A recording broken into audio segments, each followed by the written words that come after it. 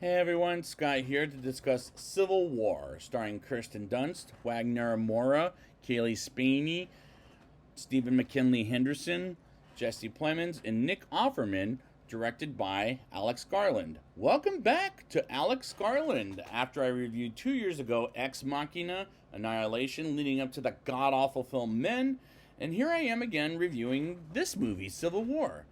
Now, before I get into this, I have seen the movie twice, one in an IMAX format and the other one in a regular format on a Thursday at 4 o'clock in the afternoon. And yes, I got lucky somehow. And, uh, and in case if anybody doesn't know this, no, this is not sending back all the way to Civil War days with Robert E. Lee and all that stuff. No, that's not where this is going to go to. This is taking place today's world. So let's see how this movie goes. Let's get into it.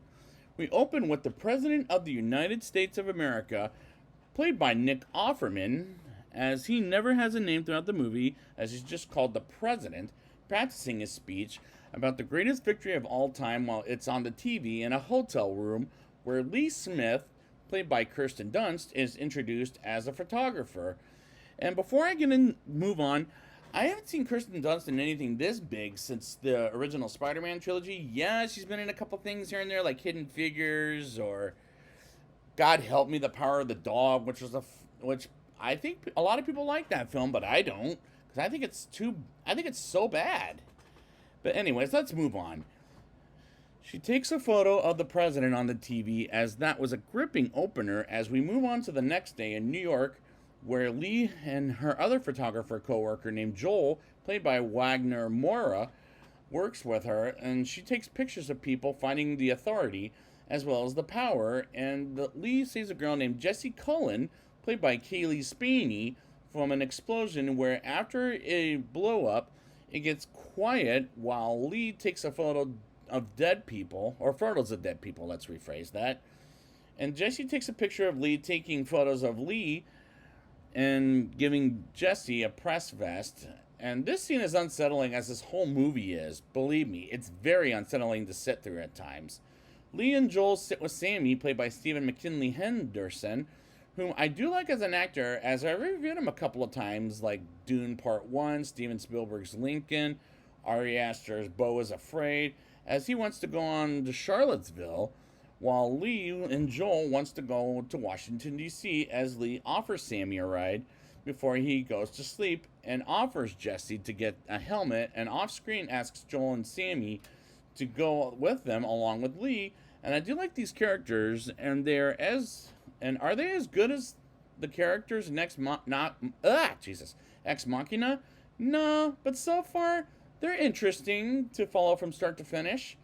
Lee sees Jessie in the press car that they have, and she wants to tag along, and Lee reluctantly accepts her in the car as long as she stops in Charlottesville, and they go for the ride while Sammy practices an interview between Joel and the president, and make a stop at a gas station where they fill up some gasoline, and with some people guarding their gas station. Meanwhile, Jessie sees something dead as one of the guys follows her to their barn to the gas station, while Lee follows behind, and Jesse is scared of taking photos of a couple of bloodied up men hanging, and Lee takes a photo of one of the guys in between the two bodies, and that scene scared the shit out of me because I thought one of the two men was going to get shot at. And back on the road, Lee upsets Jesse as she wants to take war photographs. They arrive in a parking lot where a helicopter is down and tells Jesse to shoot at it, meaning taking a photo of it, and they witness a couple of things close up. And they stay there for the night, and I like that we get to the characters, like we get to know the characters while the movie is well shot, and director Alex Garland is very good at making shots haunting, as there were times the movie scared the living hell out of me in a pretty good way, unlike the first Omen.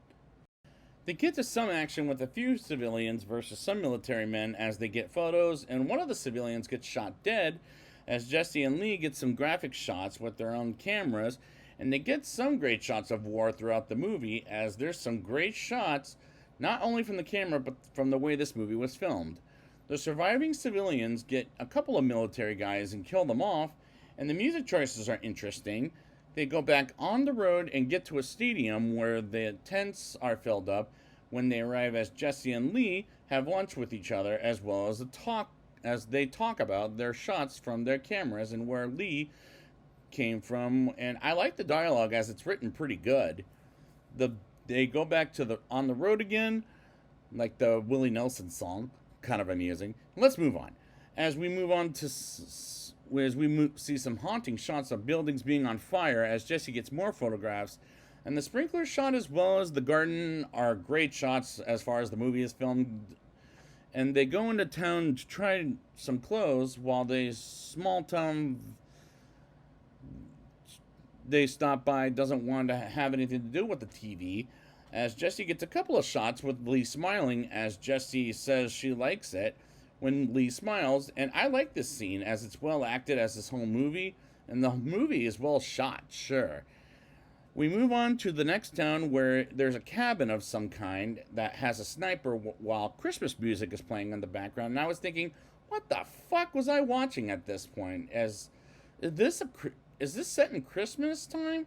While a couple of military guys shoot the sniper dead, as they explain they don't take orders from the government. And Joel talks with the two military men while Jesse and Lee lay on the grass. And Sammy get out of the car, and the military men get the sniper down. And the sniper scene was very intense, but not as intense as the last scenes I'll get to in a few minutes. They go on the road again, and a car comes up to theirs, as we learn is their co-workers Bohai and Tony, as they were following them. And Joel off-screen tells them they're going on the way to Washington, D.C., and Tony switches cars with Jesse and Bohai, and Jesse drives off very quickly as they lose them, and Lee is driving while they almost crash and get killed by a military truck.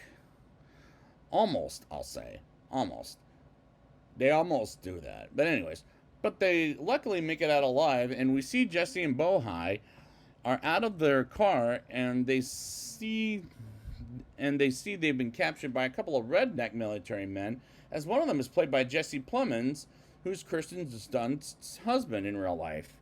As they were in a couple of movies together, like The Power of the Dog comes to mind, which I reviewed for the Oscars a couple of years ago, which I just brought up, and Hidden Figures.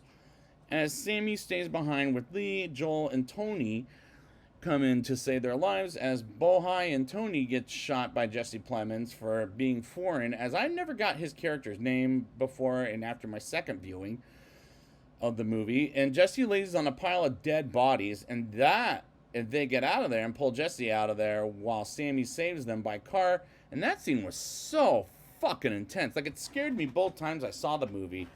The gunshots scared me in both viewings, like I just said, as this movie scared the hell out of me in a good way.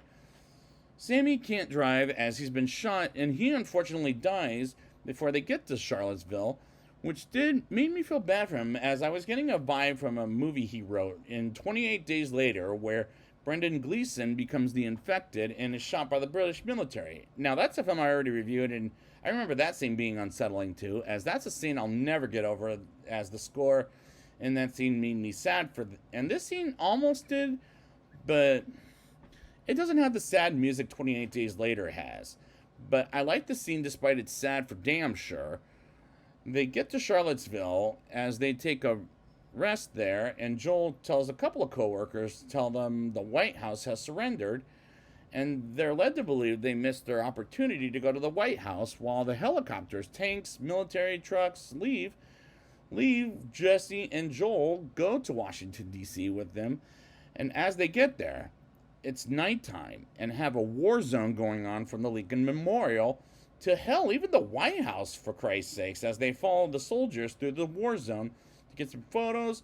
And they get to the White House and they blow a hole through a wall protecting the White House. And some cars protecting the president get shot and blown up, but Lee figures out the president isn't in those cars, but hiding in the underground. And I thought that was a little obvious, because how many movies have I seen where the president is under attack and they hide in an underground area? Like, I was getting a clip from Vice, the Dick Cheney movie, out of that, as that's the plot of Olympus Has Fallen.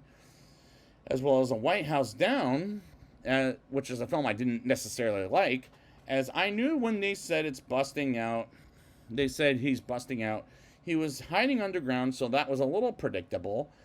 As Lee, Jesse, and Joel get in the White House, some soldiers come in and say to the photographers to stay the fuck out of our way, and they take pictures of dead bodies and follow the soldiers to the vice president, who says he wants to stay alive, but they kill the vice president, and they go down a hallway where they shoot down some Secret Service men, and Jesse gets some shots for her camera, and they slowly go in the hallway and check for the president, and they don't see him yet, as the military men shoot some Secret Service men while Jesse was stupid enough to get in the middle of the action and almost gets killed until Lee jumps in and gets shot dead, while Jesse gets some camera shots of Lee's death, and she gets back up, not believing what the fuck just happened, as she goes in where the military man gets the president, and Joel asks him for a quote and says, "Don't let them kill me," and Jesse gets a great shot of the military man shooting the president dead, and credits roll as the climax shocked the shit out of me.